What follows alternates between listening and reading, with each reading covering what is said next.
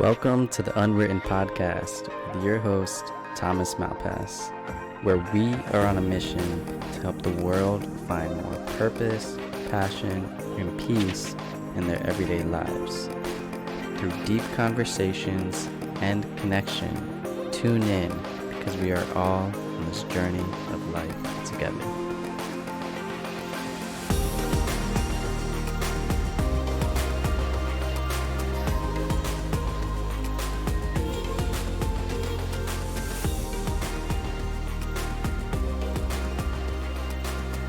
Change is required to grow and to learn more about who you are, what you want, even if that change is uncomfortable. Welcome to another episode of Unwritten with your host, me, Thomas Malpass. In today's episode, I'm going to go over my naval career. It was an 8-year naval career. And some of the lessons I've learned throughout this 8-year naval career, the ups, the downs, the good, the bad, the ugly, and maybe you can get something out of it, whether you're young and you're thinking about joining, or just to get a different perspective on people in the military and in the Navy specifically, and how it was. So without further ado, let's get into it. So my naval career started when I was 18 years old. I was out of high school for about 8 months.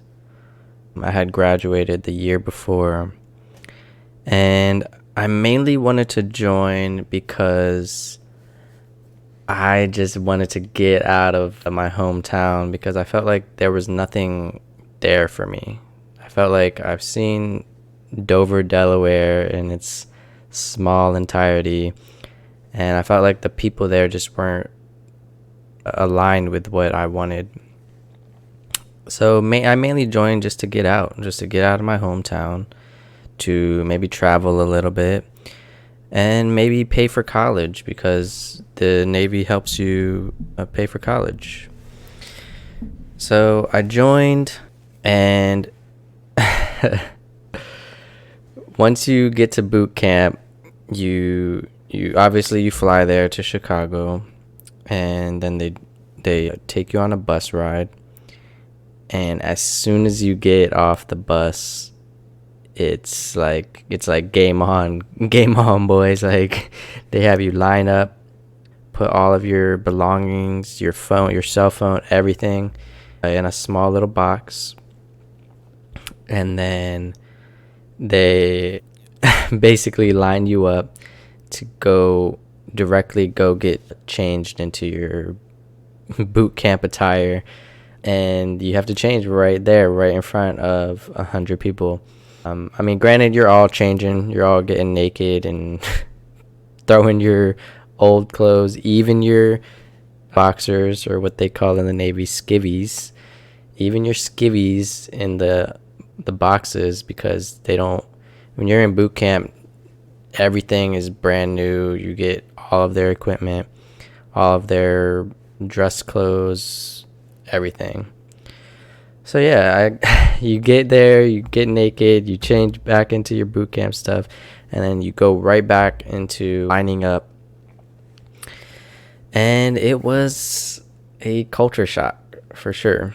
And the lesson here is that you had to start getting comfortable being uncomfortable. Now, the average person isn't going to get naked and change in front of hundreds of other dudes or what have you, but the main thing is that, yes, that was uncomfortable, but you just had to do it anyways, and just get it over with and keep it moving. And that's not the only thing. Like, you had to shower as well every day for, I think boot camp was about 80-ish days. It was like 2.5 months. Yeah, that's like 9 or 10 weeks. Same thing, showering every day with the same dudes in a giant public shower, and you had like 5 minutes, if that, every day to shower. And then, so in boot camp, basically, you wake up every day at 6 a.m. You pretty much do the same thing every day. You wake up, and then every week, they broke every week up into different lessons about the Navy, or like whether we were working out, or that week whether we'd be shooting weapons or learning more about like naval history. And I don't know what it was, but I would fall asleep during all of those lectures, and they would chew your ass out, and you'd have to like stand up, and they'd make you just like stand up in front of the class and just stand up the whole time and watch like the 2 hour long lecture, which we had pretty much almost every day. We had like a lecture every day about like naval history, the verbiage, how you speak in the Navy, like the ranks, everything. Every day we had something like that, and I would always fall asleep. So you had to learn discipline. You had to be a morning person, even if you weren't a morning person. And you had to start exercising and marching. Marching was like 90% of boot camp, because at the end, at graduation, we had to present our marching presentation, whatever you want to call it, to our friends, families, whoever showed up to our boot camp graduation. We had to present it, and it was a whole like ceremony thing. But we were marching like 90% of any other time we weren't working out or learning about the Navy or folding our clothes properly. We would be marching every day. And there is one thing I did want to note. So before I joined the Navy, I didn't know how to swim. And I still, I'm not the greatest swimmer. I know how to float and do like basic floating and treading for like a couple minutes. But I'm not the greatest swimmer still. And before I joined the Navy, I didn't know how to swim at all, because there was multiple times growing up where I almost drowned. I remember one specifically. I was hanging out with one of my friends. It was like a public pool campground thing. I was like 7 or 8 years old, and I tried to jump into the deep end, which wasn't really the deep end. It was like 5 feet. But as a 7, 8-year-old, I was like 3 feet or like barely 4 feet. And I remember jumping in and saying like, I got this, like I'm going to swim. And I just instantly sank. And my feet touched the bottom, and my head basically touched like the top of the water. So like I could jump and try to like get some breath, but I was just like kind of flailing and trying to walk and hold my breath. And in the meantime, there was just somebody, I remember specifically, somebody just staring at me, like an adult just staring at me, not wanting to help me at all, just watching me struggle and about to drown. And eventually I walked and held my breath enough to get to the edge of the pool to climb out. But I coughed up some water, and I remember looking up at the lady. I think it was like some lady with her kid, and they were just looking at me like, what is wrong? Like, what is wrong with you? I'm just like, dude, you could have helped me out. Like, I don't know how to swim. But anyways, I didn't know how to swim, and then the Navy teaches you how to swim, and I learned in about pretty much a week. I learned in about like a week, because if you fail the test, the swim test in the Navy, it's just like a 1-day thing. Like, oh, here's the test. You just have to swim like 100 yards and do the tread float for 5 minutes.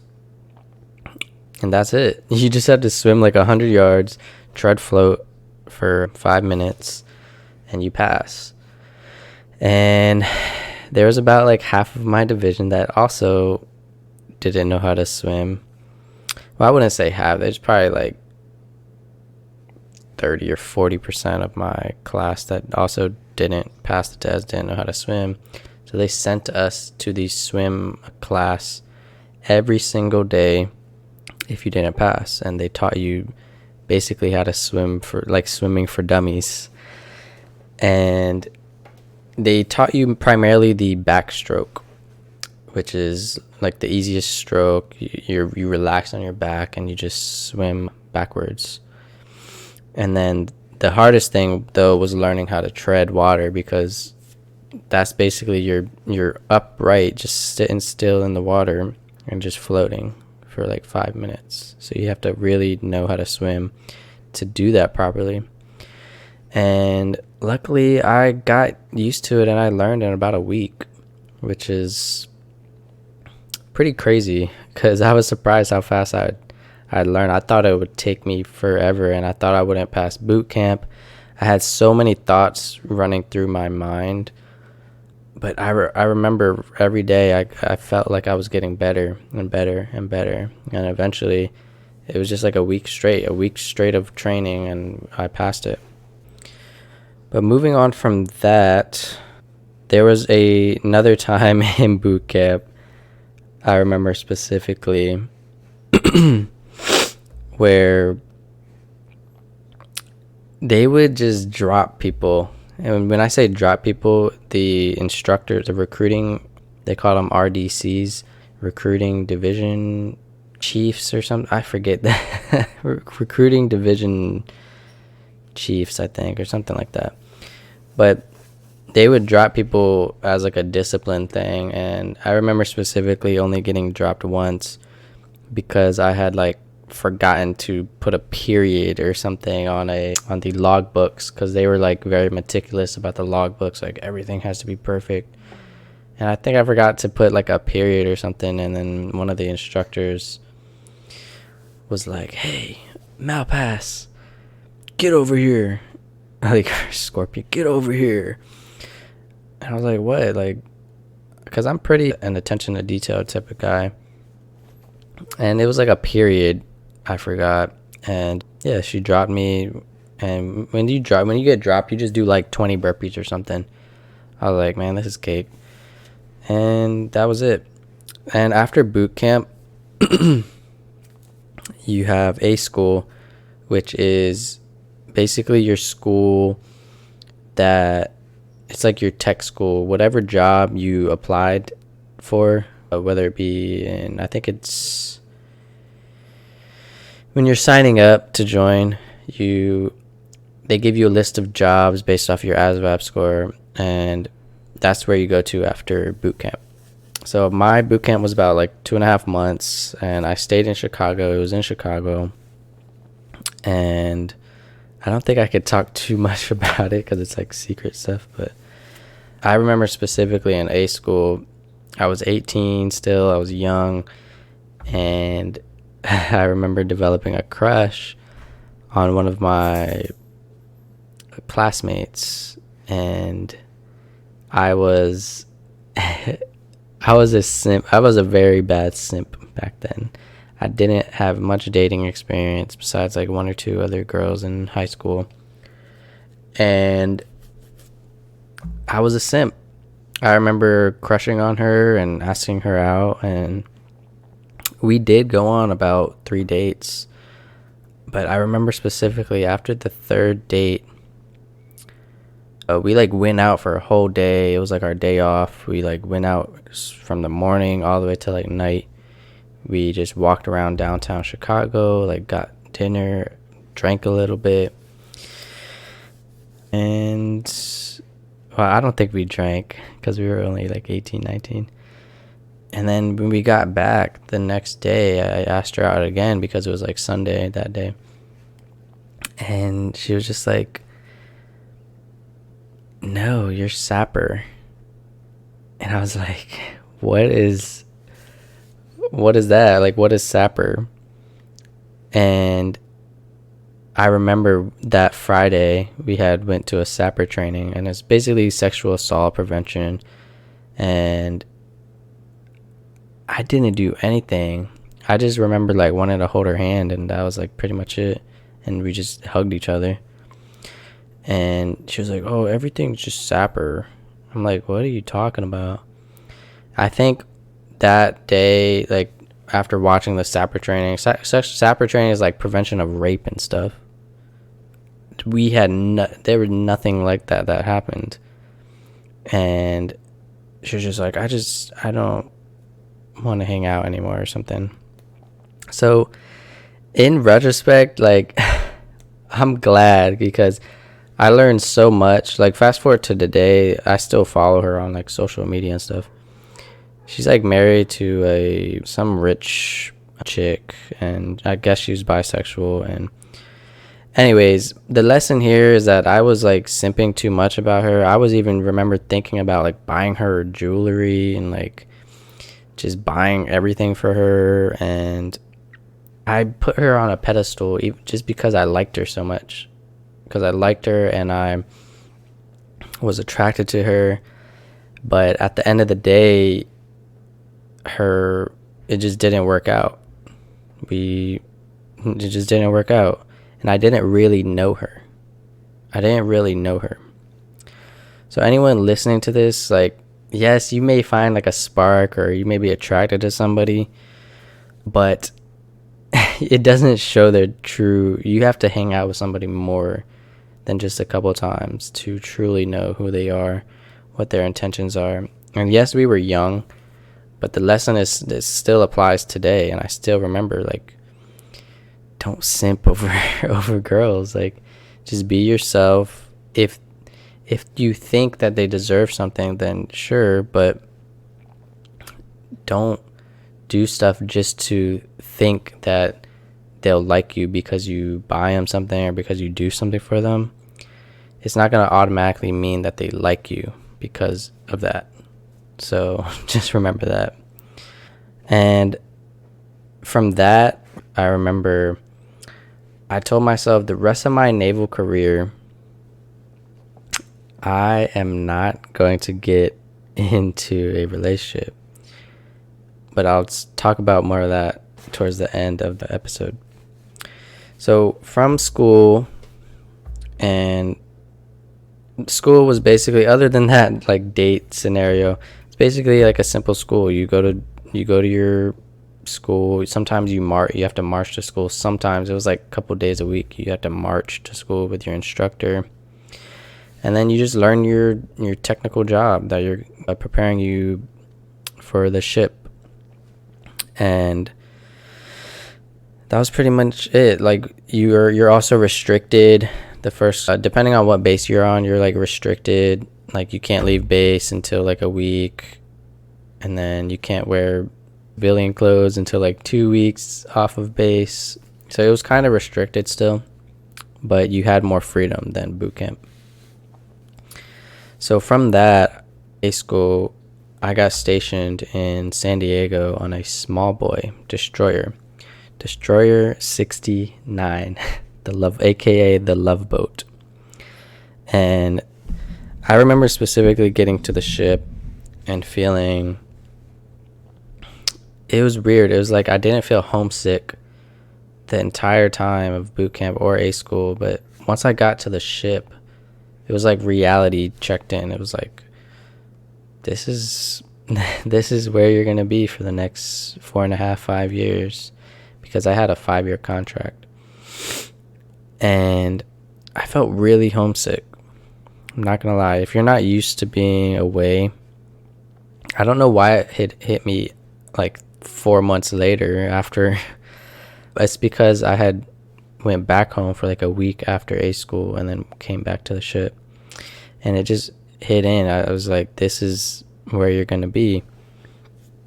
And the lesson here that it really taught me in retrospect is that sometimes you need to guess, force yourself to change, force yourself to get into situations that may be uncomfortable, and that sometimes change is required to grow and to learn more about who you are, what you want, even if that change is uncomfortable. So just remember that. So as the years went on, I'm not going to go into too much specifics about my career, but as the years went on, I ended up going on a 9-month deployment overseas to the 5th Fleet, which is like the Arabian Sea, think Dubai. That's where Dubai is, in the Arabian Sea. And we went on a 9-month deployment over there. And this was... the 9-month deployment was tough. A lot of people were trying to get out of it beforehand. There would be some females that would actually get pregnant. Like, they would not force themselves, but they would try to get pregnant with somebody just so they didn't go on deployment, because you can't go on deployment if you're pregnant. Or some people would hurt themselves or something, because people did not want to. It's like being on a floating prison for 9 months, seeing the same people day in, day out. It's not the funnest thing, but it teaches you a lot. And it teaches you how vast the world is, especially the ocean, and how small the world really is. So I don't regret it, and it was really fun. We went to Dubai, we went to Saipan, Guam, Singapore, Abu Dhabi, Hawaii. I think that's pretty much it. We didn't go to too many places, but we hit the same places multiple times. Like, we went to Dubai 3 times or something. Abu Dhabi 3 times. So yeah, the deployment was fun, and the training was not so much fun. I remember on deployment we had a war games training scenario. I always tell this story to everybody I meet about the Navy, but basically there was 2 weeks straight on deployment where the Australian Navy, Japan Navy, and I believe UK Navy, we all got together, the Allied Nations, and we pretended that there was a war going on for about 2 weeks straight. I believe it was about 2 weeks. And it was hell.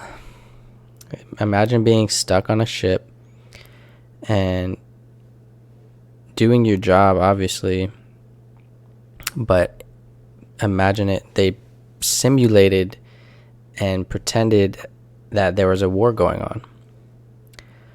So there'd be times where you'd get on your duty because we had a rotation. We had a 6-6 rotation, meaning 6 hours on, 6 hours off, 6 hours on, 24/7. And this is how it went for about 6 months of the deployment.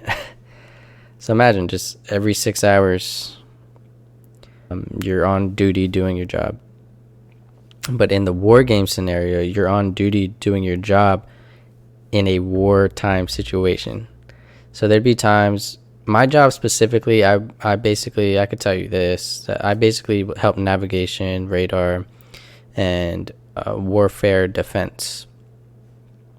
Every warfare defense, air, surface, and underwater warfare defense. That's just a general description of it. So imagine going on duty watch and just all hell is breaking loose. So you get in there, okay, go get this done. Okay, we got a missile incoming, inbound. What are we going to do? Stuff like that. Imagine watching a World War II movie and being in that situation. Granted, it wasn't real danger, but they simulated it and they made you do your job in a wartime situation for 2 weeks straight. So yeah, what I learned here is that sometimes you have to work under pressure, and it teaches you about your body's stress response and how you feel. And even if you're confident, it's still not that fun. You can be confident and in your job and you know exactly what to do. It's still not fun. It still doesn't make it fun. It still doesn't make it not stressful. So from there, deployment was basically just 9 months floating around the Fifth Fleet. And there was a time after deployment where I had to work a temporary job as basically a damage control maintenance person, which they just have people temporarily do this because the ship needs to be maintained, I guess, if that's a word. And this was another pivotal, extremely stressful moment, because the time I was sent to do the maintenance, it was like for 6 months. That specific time, we also had a huge inspection to prepare the ship for inspection, to make sure everything, all the boxes are ticked and everything is good to go for another deployment coming up. And this was, if there was a living hell, this was a living hell for me, like, anyways, because I hated doing maintenance. I was not an engineer. I'm not engineering technically maintenance savvy. Like, I'm not a handy person. I'm more like logical thinking in my head. Like, I'm not a hands-on type of a person. So imagine doing something I hated during an extreme inspection, and then for almost 2 months straight during the inspection period, they had us working almost 7 days a week. I think we were working basically like 6 days a week. Some Sundays, I think Sundays were off limits because they were like, that's like the holy day or whatever. So we were working like 6 days a week.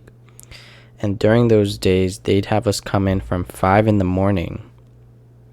And we wouldn't leave until about 8 p.m., sometimes 9 at night.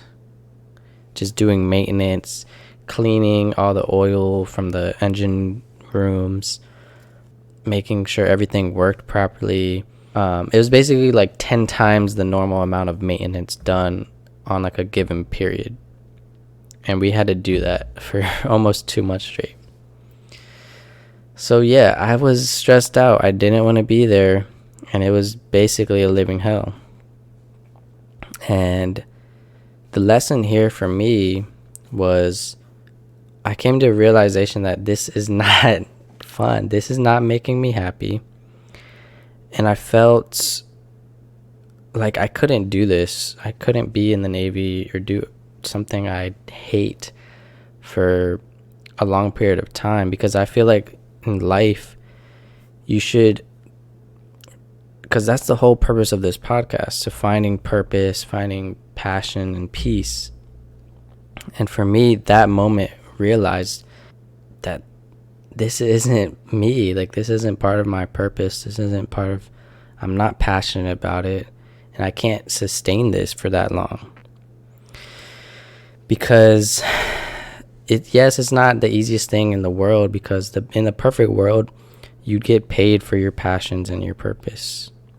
And that would in turn give you more peace in your life.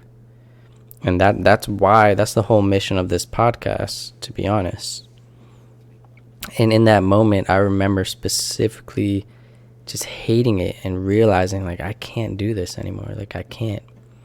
And luckily, that was the last year I was on the ship before I transitioned to shore duty, which basically shore duty is like, you're not on a ship, you don't go on deployments anymore, and you just work in like an office building or something on land, shore duty. And I was grateful though, because even though we were working our asses off and it felt like a living hell, you have to be grateful that you have some sort of stability, financial stability. You have a place to sleep, eat every day, and you meet cool people and comrades and camaraderie. So I was grateful for that. But at the end of the day, it is not for me, and it's not for everybody, because I'm all about purpose and passions, and maybe getting paid for that, transitioning your purpose and passions into something that can just help you survive and live. Like, wouldn't that be great? Anyways, after the ship, I went to work at a shore command called TPU, and there I was in charge of I had 2 jobs there. I was temporarily in charge of the brig sailors coming out of the brig, also known as the prison for the military, and we had to help these guys transition out of the Navy into civilian life. So just think about being in charge of like prisoners, ex-prisoners that don't care about the Navy at all, aren't grateful, aren't in the wrong mindset, negative mindset, hate the world type of mindset. Being in charge of these types of people for about almost 2 years, it was like a year and a half. I was in charge of these people along with my other coworkers. And during this time, I was learning how negative people could be. Granted, my whole naval career, it was filled with great leaders and bad leaders, but this was a chance for me to step up as a leader, and I just tried my best every day, because we would have to do a muster like every day, show up and take everybody accounted for them. And I remember just every day I would try to motivate them, say things like, this, like, how you show up is how you show up everywhere. How you do anything is how you do everything. If you're doing this half-ass and you're hating your life and just being negative here, what's to say that's gonna change when you get out? So that's how I felt when I was doing the maintenance job. Like, I hated life, I hated doing this, but I still did it. I still did it anyways, because at the end of the day, you have to remind yourself where you are and what you're grateful for. Would you rather be doing this dirty work, or would you rather be on the streets homeless? People take things for granted. So that taught me a lot about leadership and how really negative and mentally taxed, or mentally, I don't know the specific word for it, like people that just aren't mentally healthy, I guess. Like they live in like a negative mindset, live in like a hate the world mindset. That was the first time I experienced that in the Navy. All of these brig sailors, people that went to basically prison in the Navy. But during my time on shore duty, I started to work on myself, because you had free time. It was like you worked like a 9 to 5, and sometimes you had duty, but most of the times we really worked like at 8 a.m. to like 2 p.m. That was like it was like 6.5 hours, and then duty sometimes, and then you'd get your full paycheck. It was good, and we had a lot of free time. During this time is when I started to get into my purpose and what I wanted in life, and I really thought about, I really had an existential period in my time during shore duty. I started reading financial books, and funny or not, the thing that got me into podcast was a financial podcast called Bigger Pockets. and I became obsessed with Bigger Pockets. I listened to like 300 episodes, like every day. I listened to like all their episodes in like a year. And then after that, I started listening to other podcasts about business, personal development, and then I started meditating in my free time. And basically, I came to the realization that no matter where you are, whether you're in the Navy or military or even like a 9-to-5 day job that you're not that fulfilled in, I came to the realization that you have to make use of that time where you do have free time, where you're not, because I get it, we all have to have something that's stable for us financially to help us survive. But I am a big believer in finding something that you're deeply passionate about, that you could do literally forever and also get paid for it. So whether that's, it doesn't matter what it is. Maybe you like your 9-to-5 and you just, that's all you want. You don't want to use that. You want to use your free time to just relax because you are already in a 9-to-5 that you are deeply passionate about and you get paid for. But to anybody who's in a 9-to-5 or in any type of job that are not deeply passionate about, that moment when I had free time in the Navy on shore duty, I realized that, man, I could take advantage of this. I remember having like an hour commute to listen to these podcasts every day, listen to Audible books, go to like networking events, reading more, and then meditating and working out and just taking care of myself. Yeah, it made me realize that you need to start, well, I need to start using my time more wisely and not waste it to accomplish the things that I want to accomplish. And that's pretty much my naval career. I got out, I got sources that helped me with financial stability, and I finished my degree. And overall, joining the Navy taught me how to be independent at a young age, how to have more self-discipline, because there would be times where you'd have to force yourself to wake up at midnight to go on a duty shift. And that wasn't fun. That would take self-discipline. Also, building a lot of mental resilience, because it takes a lot of mental resilience to go on a 9-month deployment, to go in a wartime situation, quote unquote simulation, to do something you absolutely hate and still do it anyways, and contemplate, like, I was never really suicidal, but just contemplate, like, just be depressed about contemplating like life in general and what's the purpose. So it really helped me, and I don't regret the Navy at all. It's part of who I am. And I'm not trying to sell the military. It's not for everybody. But my time in the military was absolutely life-changing for me, because it made me who I am today. So that's going to be it for this episode, y'all. If you liked it, share it. And let me know what you think. Leave a review, please, because that would be amazing.